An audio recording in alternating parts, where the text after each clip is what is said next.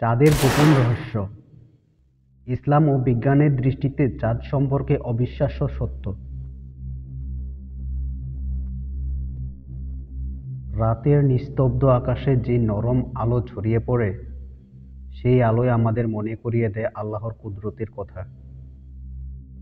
চাঁদ শুধু আকাশের সৌন্দর্য নয়, এটা আল্লাহর এক নিদর্শন, যা কোরআনে বহুবার উল্লেখ আছে। আজকের ভিডিওতে আমরা জানব ইসলাম ও বিজ্ঞানের দৃষ্টিতে চাঁদ সম্পর্কে 15টি অবিশ্বাস্য তথ্য, যা আপনার ঈমান ও জ্ঞান দুটোই বাড়াবে ইনশাআল্লাহ।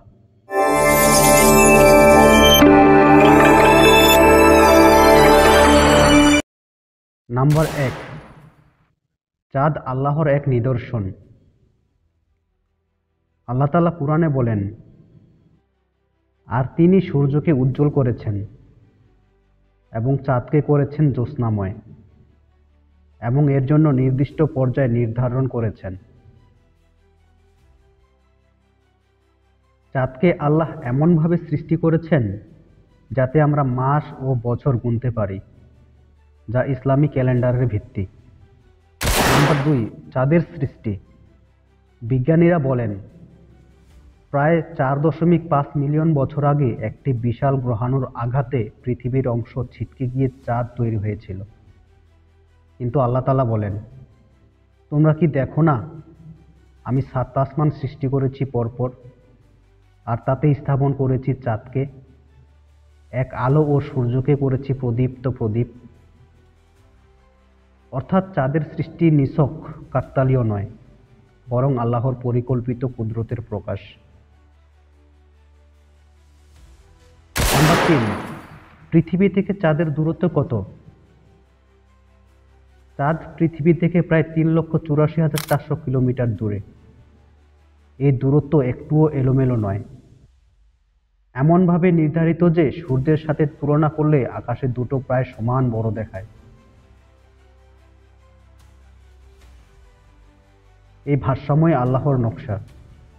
নাম্বার 4, মানুষ কবে চাঁদে গিয়েছিল? 1969 সালে নীল আর্মস্ট্রং প্রথমবার চাঁদে পা রাখেন। মোট 12 জন মানুষ চাঁদে হেঁটেছেন।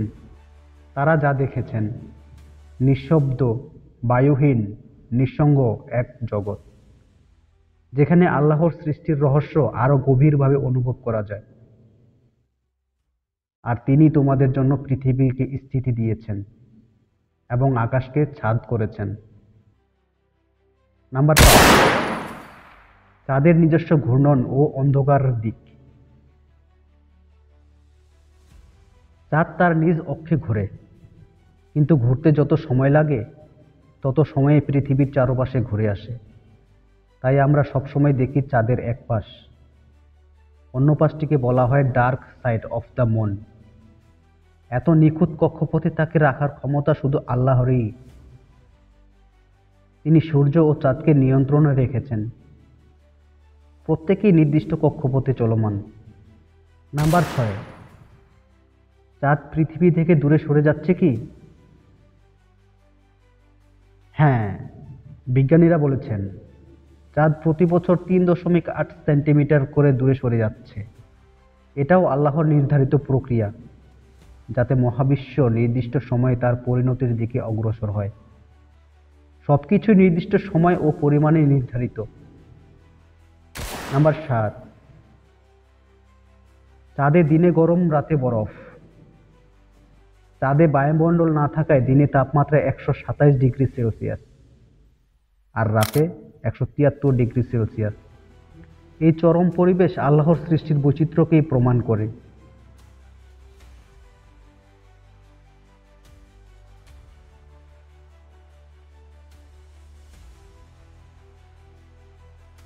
নাম্বার 8, পৃথিবী বড় নাকি চাঁদ বড়?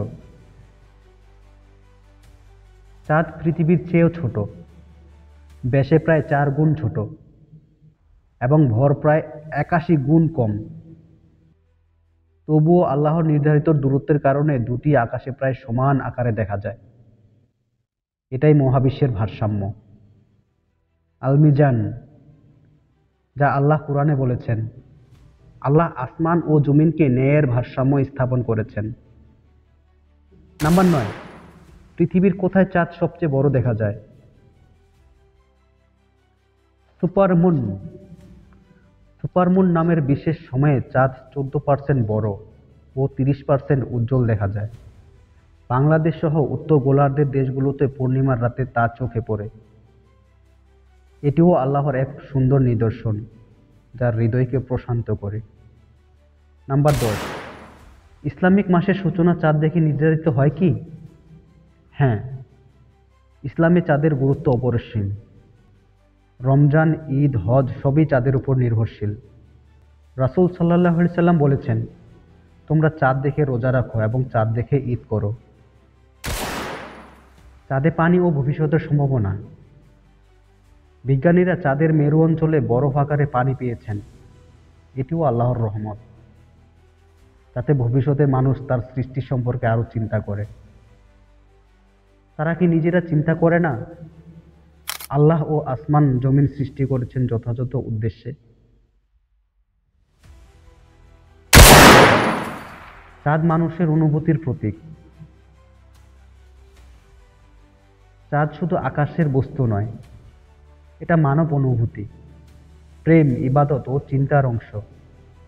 প্রতিটি পূর্ণিমা আমাদের মনে করিয়ে দেয় আল্লাহর সৃষ্ট সৌন্দর্যের পেছনে লুকিয়ে আছে এক গভীর বার্তা। তিনি সৌন্দর্য ভালোবাসেন। বন্ধুরা, চাঁদকে যখন পরের বার দেখবেন, তখন মনে রাখবেন, এটা শুধু আলো নয়, এটা আল্লাহর এক নিদর্শন, যা আমাদের চিন্তা করতে, নম্র হতে শেখায়। ভিডিওটি ভালো লেগে থাকলে লাইক করুন আর সাবস্ক্রাইব করে রাখুন, যেন পরের পর্বে আমরা সূর্য ও আসমানের কোরআনিক রহস্য নিয়ে কথা বলতে পারি ইনশাআল্লাহ।